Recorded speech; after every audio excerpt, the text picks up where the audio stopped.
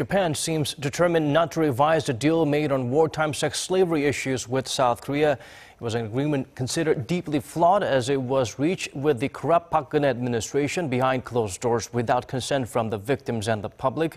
Tokyo continues to brush off calls from the international community to restore the dignity and welfare of the victims. Soo-young has the full story.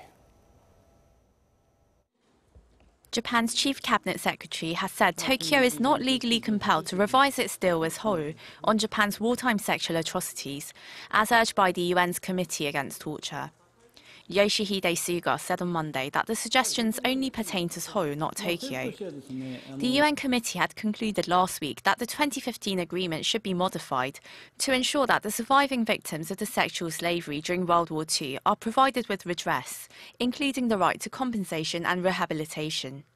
Spearheaded by Korea's former President Park Geun-hye and Japanese Prime Minister Shinzo Abe, the deal includes an apology from Japan and a one-time contribution of $8.8 million towards a fund for the victims. However, these terms have sparked controversy among the Korean public.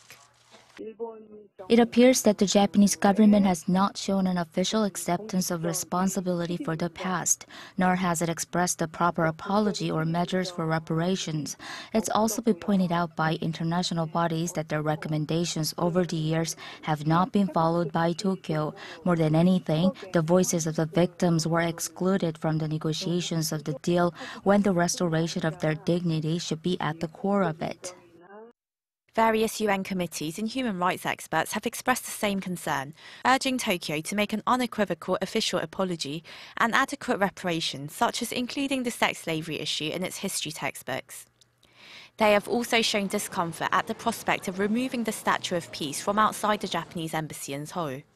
The statue symbolises the victims and their lifelong search for justice.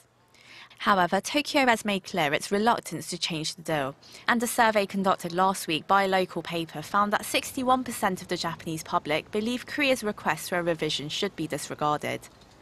Only 25% said Japan should comply to a renegotiation. Soo-young, Arirang News.